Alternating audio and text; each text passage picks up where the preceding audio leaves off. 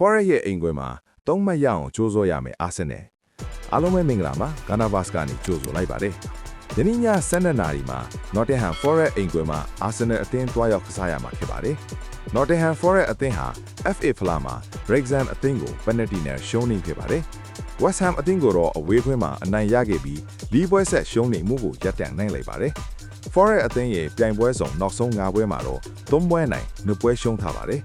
တန်းစင်းဆောင်အထက်ဆင်စခွတ်မှာရှိနေတာကြောင့်တန်းစင်းဆောင်ယုံအားကိုလည်းထိတွေ့ရမှာဖြစ်ပါတယ်။ Forest နီးပြဲဟာခန်းစစ်အသားပေးကစားတာကြောင့်ခန်းစစ်ပိတ်ဆော့ရင်တိုင်ပက်လိရှိတဲ့အာဆင်နယ်အထက်အပြည့်ကြိုးရှာခဲ့ရမှာဖြစ်ပါတယ်။ Forest အသင်းဟာနောက်ဆုံး9ပွဲမှာ9ဂိုးအတွင်းယူထားနိုင်တာကြောင့်တိုက်စစ်လဲမစိုးတဲ့အနေအထားမှာရှိပါတယ်။အာဆင်နယ်အသင်းရဲ့နောက်ဆုံးလီဖလားပြိုင်ပွဲမှာတော့ Chelsea အသင်းကိုအနိုင်ရခဲ့တယ်လို့ FA ဖလားပြိုင်ပွဲမှာလည်းပိုမော့အသင်းကိုအနိုင်ရခဲ့ပါတယ်။ အာဆင်နယ်အသင်းရဲ့ပြိုင်ပွဲဆောင်9ပွဲမှာ4ပွဲနိုင်တပွဲတည်ကြထားပါတယ်။အာဆင်နယ်အသင်းရဲ့နောက်ဆုံး9ပွဲမှာသွင်းဂိုး14ဂိုးထိသွင်းနိုင်ခဲ့တာကြောင့်ခန်းစစ်အသားပေးဆော့တဲ့ Forest ရဲ့မေကွန်းစစ်တာကိုခံနိုင်မယ်လို့ထင်ပါတယ်။အာဆင်နယ်အသင်းဟာဂျာယက်မှာ Chelsea လိုအသင်းကြီးနဲ့လူစုံထုတ်ကစားထားရတာကြောင့် Forest အသင်းထက်ပွဲပေါ်ပန်းနေမှာအသေးချဖြစ်ပါတယ်။ကန်ခဲ့ရတဲ့ပွဲစဉ်တွေဟာဆိုရင်လည်း Forest နဲ့ကန်ရတဲ့ပွဲစဉ်ဟာ3ပွဲဆက်အဝေးခွဲမှာကစားရမှာဖြစ်ပါတယ်။အာဆင်နယ်ကစားသမားတွေရဲ့ခရီးပန်းမှုနဲ့ပင်ပန်းနွမ်းနယ်မှုကိုအာတီတာအနေနဲ့ထည့်သွက်ရမှာဖြစ်ပါတယ်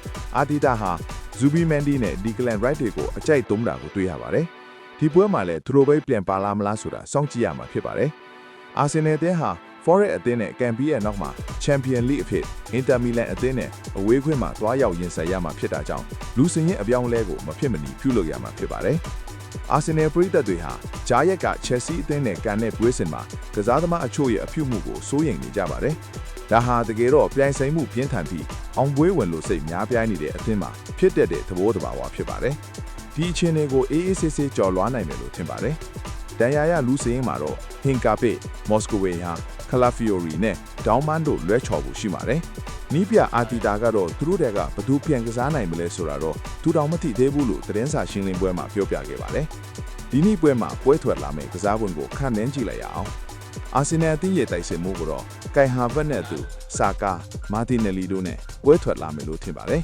။ကွင်းလေကိုတော့မယ်ရီနိုဒီကလန်ရိုက်နဲ့ဇူဘီမန်ဒီတို့ပါဝင်လာနိုင်ပါတယ်။နောက်တန်းကိုတော့လူးဝစ်ကယ်လီဆာလီဘာဂါဘရီအယ်တင်းဘာတို့နဲ့အတူဂိုးသမားရိုင်ယာပဲပွဲထွက်လာမယ်လို့ထင်မိပါတယ်။ည8နာရီမှာမန်စီးတီးအသင်းဟာဒါဘီပြိုင်ပွဲအသင်းမန်ယူအသင်းနဲ့ကစားရမှာဖြစ်တာကြောင့်ပွဲချက်နေပြီပဲချန်ပီယံထုဖို့အတွက်ဆိုရင်သူများတွေခြေချော်တာကိုပဲစောင့်မနေပဲကိုဘာတာကိုရလောက်အမှတ်တွေစုဆောင်းတင်တယ်လို့ထင်ပါတယ်။ညီကိုတို့အနေနဲ့ဒီပွဲစဉ်ဟဲ့ခြေစွမ်းအပေါ်ဘလို့မြင်တယ်လဲဆိုတာဆွေးနွေးပေးခဲ့ကြပါအောင်။ကျွန်တော်ရဲ့ channel လေးကိုလည်း follow and subscribe လုပ်ပေးဖို့မမေ့နဲ့နော်။အဆုံးထိကြည့်ရှုပေးကြတာကြောင့်အားလုံးကိုကျေးဇူးတင်ပါတယ်။